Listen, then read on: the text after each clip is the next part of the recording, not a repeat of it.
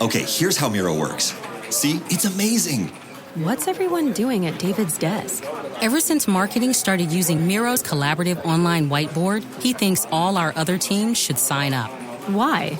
He says Miro's making his meetings disappear. And if every team gets on it, that means even less meetings. They're using Miro for brainstorms, mind maps, customer research. So could we use Miro instead of having another 100 meetings for every round of feedback? Yep.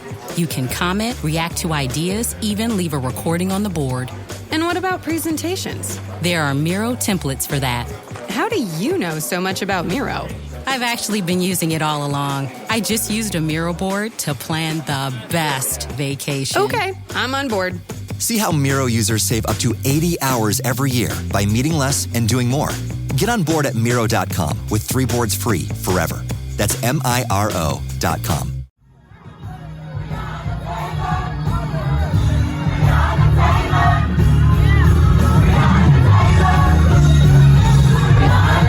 This is Make It Plain.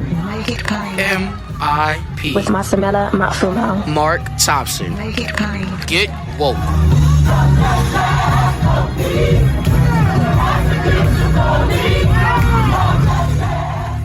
Folks, we're on location for Make It Plain on this Moral Monday. You're hearing this today, but it actually happened yesterday. Yesterday, as the Biden administration signed the infrastructure bill, there's still no Build Back Better legislation. And that is problematic, as we all know. Something has to be done about this. Bishop Barber, the Reverend Dr. Liz Theoharis called us all back here to Washington this Moral Monday to stand for Build Back Better, to stand once again for voting rights, to stand against police violence, to stand for reparations, to stand for an end to the filibuster, all of these things. We're going to hear from Bishop Barber on today's show, and also from a couple of other activists who traveled here from Maine. It's always important to talk to the everyday people affected by these things. Here are 2 young women we spoke to from Maine yesterday. What's your name, ma'am? Marcella Mackinnon. I'm from Portland, Maine. Portland, Maine. What about you? I'm Mindy Bergeron-Lawrence, and I am from Winslow, Maine. And what brings you out here today with Poor People's Campaign? Well, for me, it was a matter of showing up. I was profoundly impacted and terrified by what happened on January 6th, and I feel like it's time for us to stop thinking about what we should do and actually get up and get down here and show up physically for what matters to us. And what about you, man? What brings you out here today? Well, I've worked at McDonald's for 19 years, and I watch my coworkers struggle to work and take care of their families and raise their kids. And a lot of the provisions in the Build Back Better plan will help folks breathe a little freer and alleviate some of the suffering I see all the time. You think the Democrats should hold the line on Build Back Better? Absolutely. I guess you would agree too. They should pass that bill, right? Oh, they should absolutely pass the bill. We've just started. This bill that got passed doesn't even begun to address the issues that are affecting families and children on a day-to-day basis. It's in terms of housing and hunger and health care and making enough money at work to be able to, cover basic needs. And you two are prepared to go to jail today too, right? If it comes to that, we're putting our bodies on the line. Is this the first time you've done that? No. Okay. So you pros at this, okay. Well, I don't know about that. I don't know if you could ever be a pro, because there's a certain amount of mind space and spirit that it takes to interface with the criminal injustice system. And so it's just, really important to have your heart and mind in the right place and be ready to, be able to work with people in the end, because that's ultimately what we want, is to make things better for everyone. Indeed. Nice to meet you both. Thanks, Thank you you too. for being here. Thank you for talking to me. Thanks. All right, okay. We also heard from an old friend, Stewart Acuff, retired from the AFL CIO, but one who was a regular on Make It Plain years ago. He spoke yesterday.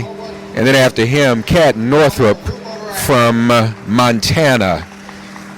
These are the real issues that people are dealing with back home, and what the issues that they'll continue to be confronted with if there's no Build Back Better. My friend Stewart Acuff, enjoyed your words. Hi, Brother Mark. How are you, man? I'm good. Blessed, brother. A long time. Thank you for your. Go ahead, bro. No, I was just saying, how you feel to be back out here at the Capitol? Yes, on the sir. front lines again? Yes, sir. Love it. It's a place to be today.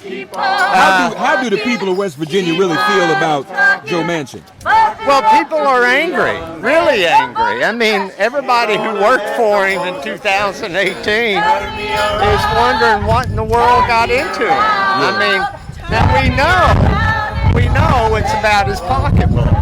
That the fossil fuel companies that have made him a rich man have told him how to work this thing, and that's what he's doing. Yeah. And what's happening is that our people in West Virginia are suffering in every indication of the quality of life. Our people are suffering. How he can live with himself, supporting the worst corporations in the world against his own people, we just can't understand it. And that's why, Mark, as you know, I made the point, we're asking the question that Florence Reese first asked in 1933 in a coal miners' strike. Which side are you on, Joe Manchin? That is the most important question right now for any political leader in America. Which side are you on? And how can you explain 40 years of flat and stagnant wages and growing poverty and the virtual elimination of the American dream? We all have a right to dream the American dream. We all have a right to share in prosperity that we, the workers, create. Thanks, Stewart. Thank you, Mark. Appreciate you, brother. Appreciate you, man. Yeah. Stewart Acuff, y'all. More MIP after this message. My name is Stewart Acuff. I come from Jefferson County, West Virginia, with a simple question for Joe Manchin. It's a question that has rung through the mountains, the hills, and the hollers of Appalachia for now 90 years. A question written in a song in 1933 during a coal miners' strike in Appalachia. Joe Manchin, which side are you on? That's it. Joe Manchin, which side are you on? Joe Manchin, which side are you on? I'm here to bear witness that for 40 years, wages for average workers have been flat and stagnant. I'm here to bear witness to the fact that we've experimented for 40 years with trickle-down economics, and it doesn't work. That's right. Trickle down is tinkle down. Feed the mules so the sparrows can eat. And we're done with that. That's right. This people's infrastructure legislation is simply the first step towards turning our country around. We're here for unity, but not across the aisle false unity. We're here for a united people in America, workers and seniors and children, so that we all share in the prosperity of this country. We're here for home care workers who keep our folks out of institutions and nursing homes. Save money for our country. Home care workers ought to make a living wage. We're here to clean up the detritus that coal colonialists have left us all over Appalachia, and to say, let coal miners clean up that mess that corporations left us.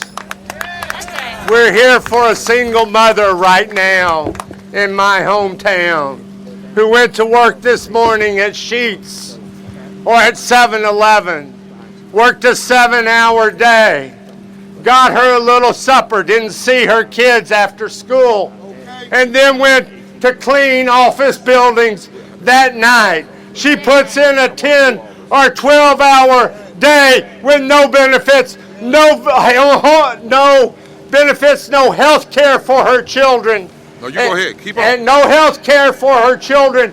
No way to see a light of hope.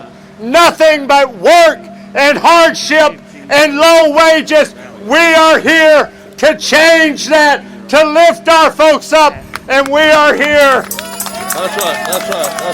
to follow the admonition, the first admonition God gave us in Genesis, and that is to be stewards of creation, to save this planet, to save the climate, and to save our people. Joe Manchin, which side are you on? Yes, sir. Thank you, Bishop. Yes, sir.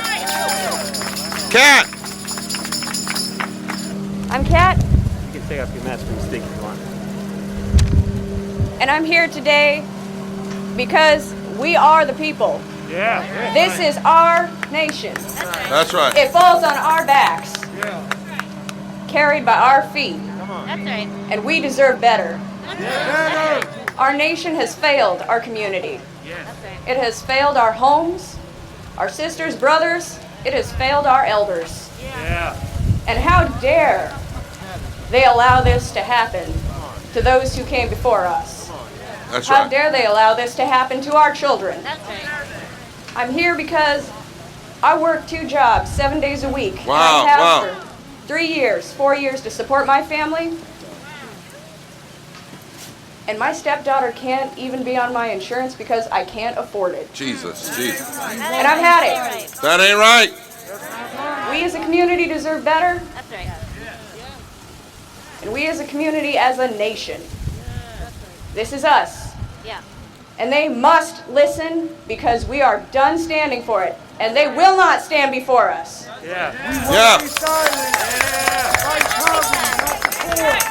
Say no more silence. By a show of hand or raise a placard, how many of you regard... More MIP after this message. And of course, the keynote address for this week's More Monday by Bishop Barber. Now listen, you rich people. Weeping well because of the misery that is coming on you. Your wealth has rotted, and moths have taken your clothes. Your gold and silver are corroded. Folk don't think stuff like this is in the Bible. Their corrosion will testify against you and eat your flesh like fire. You have hoarded wealth in the last days. Look, the wages you failed to pay the workers who mowed your fields are crying out against you. The cries of the harvesters have reached the ears of the Lord Almighty. And you have lived on the earth in luxury and in self-indulgence. You have fattened yourselves in the day of slaughter. You have condemned, you have murdered the innocent people, and they were not even opposing you. Why are we having this day today, the same day that they're signing the infrastructure bill, of which only $500 billion is new money? And of which, while it is something important that we even fought for, it does not fully deal with the issues, particularly in poor and low wealth communities. And why is it that we will not stop with just infrastructure for our bridges and technology and roads and leave undone, Liz, the bridges for our society and our personal lives, which are health care and education and wages, or the infrastructure of our democracy, which is voting rights. Now, we were told during the impeachment hearing that the Congress could do more than one thing at one time. Why all of a sudden can they only do one thing at one time? You notice that nobody's talking about voting rights. Nobody's talking about either one, the For the People's Act or talking about the Voting Rights Advancement Act. No one's talking about reparations. No one's talking about the infrastructure except all the ways, the infrastructure for our personal lives except all the ways they can't do it. That's exactly right. We have a crisis of democracy, civilization, and possibility.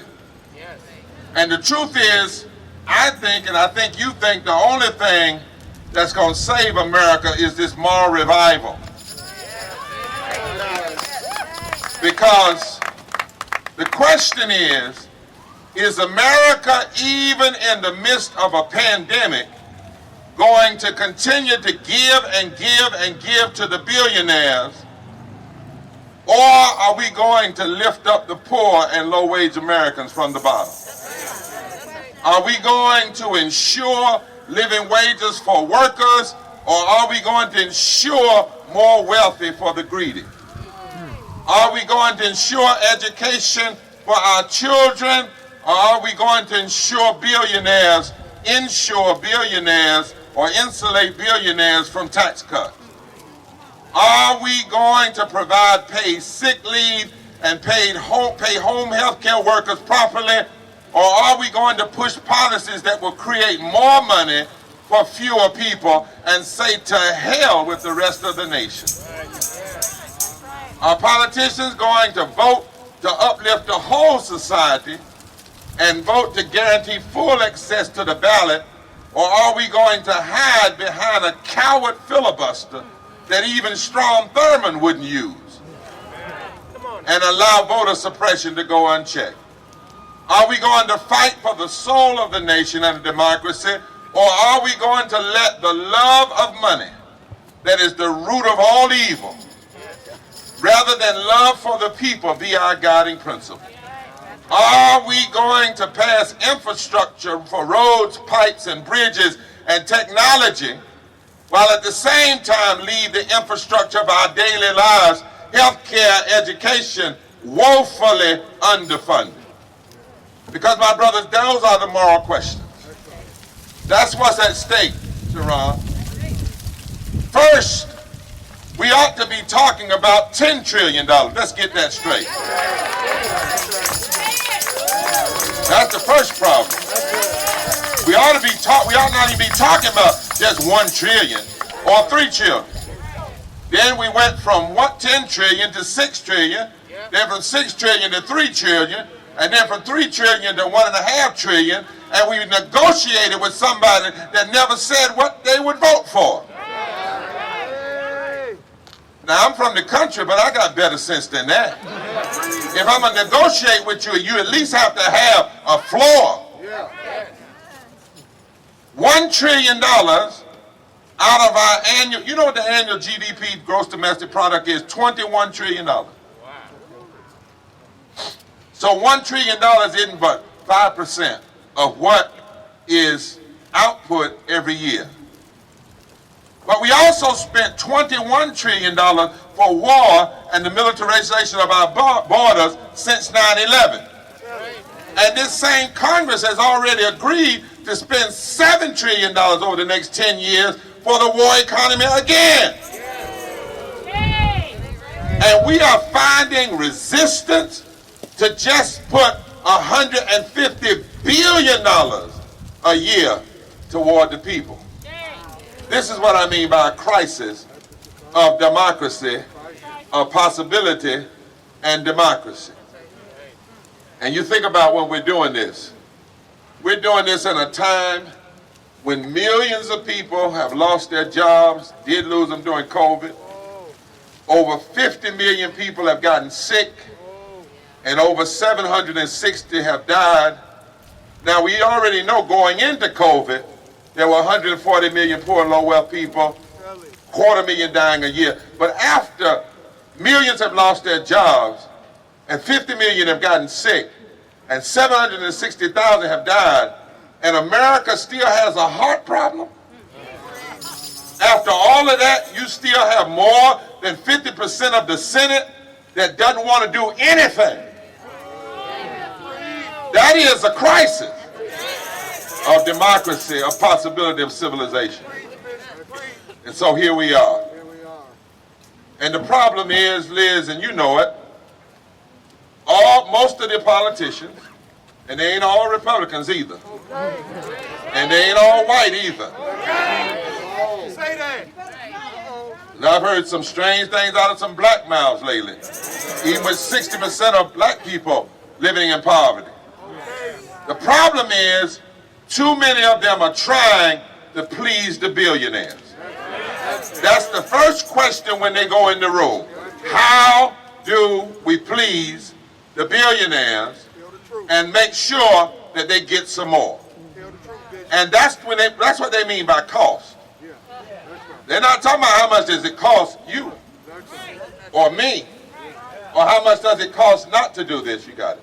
They're talking about how much does it cost the greedy to have to just be treated fair. Well, let me tell you something about cost. The Economic Policy Institute said that if America does not address what's happening with a visionary and social economic policy, the health and well-being of the nation is at stake. Is Shally here?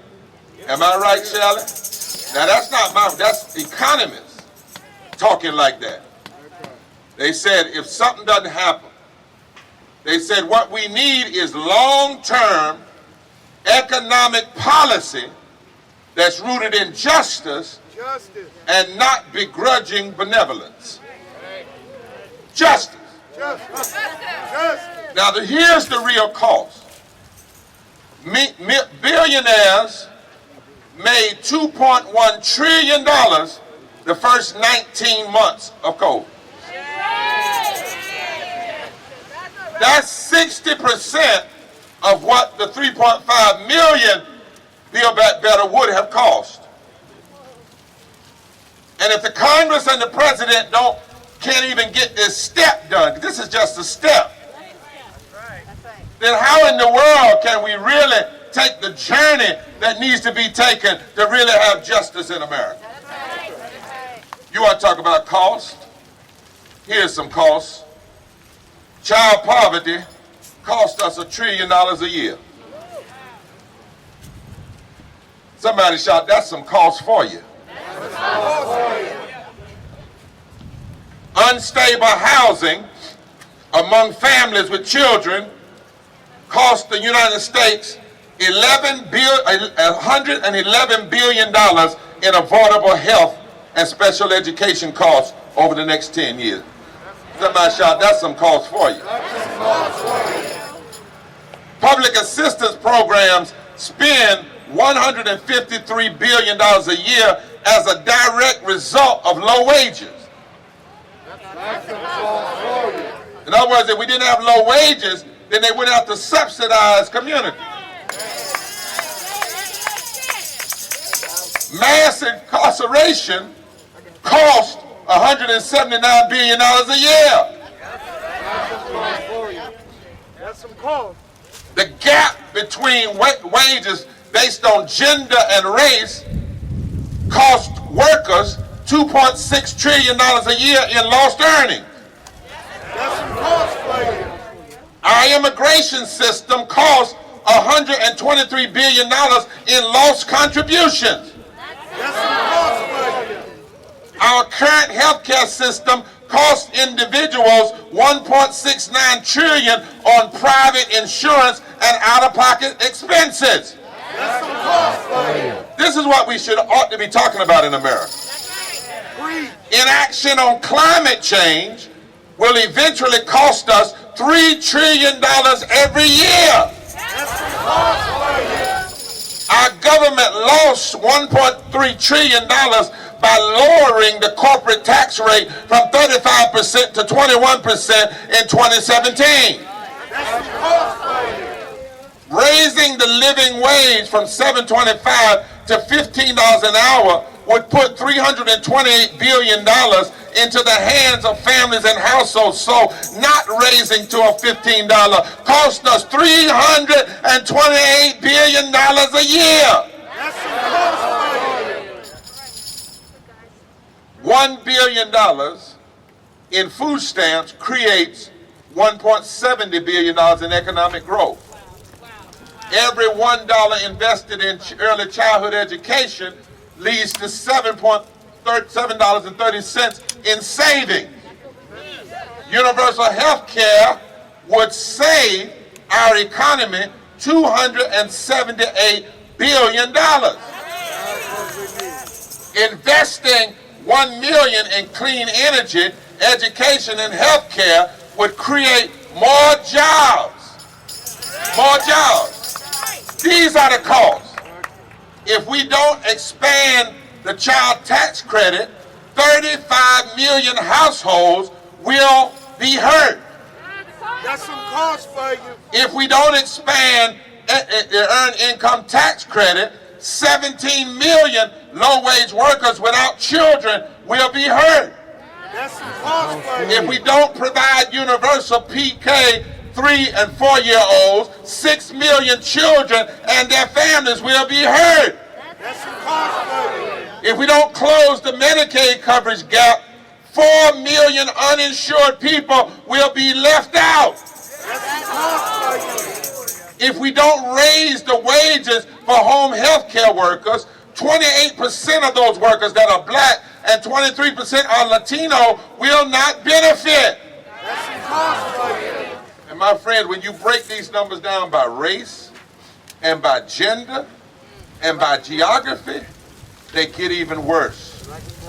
The cost is too high. The problem is we're not talking about these costs. The only cost they're talking about is how much will it cost the billionaire. And James has one admonition to a country that would rather lean in to the greedy and not care for those who are the poor. And James, the brother of Jesus, he thought Jesus was crazy when Jesus was alive. And then Jesus died, and he said, wait a minute, my brother made sense. My brother made sense when he said that you ought to care for the least of these. And so James was mad because he didn't get it when his brother was alive. He only got it when he was dead, but when he got it, he got it. And when he got it, he said to the nation, when a nation is greedy, when the love of money is more important than the love of people, he said there's only one word that nation needs to hear. Whoa! W-O-E. It means stop. It means you're headed to a cursing. You're headed toward destruction. You're on your way down. And it might not seem like it because you're riding high right now. But whoa! Oh. That's why we got to keep doing these rallies. I don't know if they're going to listen. They will eventually. But for right now, it's our responsibility to say, whoa. It's our responsibility not to be quiet. It's one thing when somebody kicks you and you don't say anything. It's another thing when they kick you and you say, whoa! Whoa! We have to warn this nation. And we got to warn Brother Manchin. You know how crazy it is to believe there's a God? And you get up in a state that's 49th in the nation in medium income, and you get up in a state that's 50th dead last in life expectancy, and then you use your power to block health care, and then you want to claim that you're a person of faith? That's some cost for you. Whoa, Senator. Whoa. Whoa. It gives me no joy to say this, but whoa. But God said. Gives me no joy to warn you, but whoa. Whoa. America, you better get this straight. Your economic systems will never function right till you do right by the poor and the least of these. I never feel like Miss Seeley. You better go. Y'all know Miss Seeley talking. Huh? What she say? Till you do right. Till you do right. Till you do right. Till you do right. Till you do right. By me, by us. Till you do right. Till you do right. By the poor and low wealth of this country. America, until you do right. Your nation will be always unsteady. That's some cost for you. You'll only be able to go so far and then it'll fall right back down. Till you do right. So we are here as the Poor People's Campaign first and foremost because you can't have no revival where somebody doesn't call people to repentance. Revival never begins with praise music. Revival never begins with celebration. Revival never begins with everybody being happy. Revival begins with a call to repentance. And every time we are here, every time we do small civil disobedience, and today it's the people, you all have been hurt and continue to be hurt because we're all hurt. But we keep calling this nation to repentance because woe unto you. And James said it, and I'm going, James said, let me have that case. James said, when you do this kind of stuff, it's proof that there's a cancer. That there's literally a cancer in your society. Take your time. And I know 6 of them, different forms of cancer. There's cancer that keeps America from doing right. Systemic racism is a cancer. Systemic poverty created by all these is a cancer. Denial of health care is a cancer. Ecological devastation is a cancer. Underfunding, defunding your children's education, that's a cancer. The war economy, where you're more interested in war than people living, that's a cancer. And this false moral narrative of religious nationalism is a cancer in the body politic. Somebody better either cut it out, treat it, or build a whole new body. A whole new society. Woe unto them. But somebody first has to say, whoa. Whoa. Thanks for getting woke and listening to Make It Plain.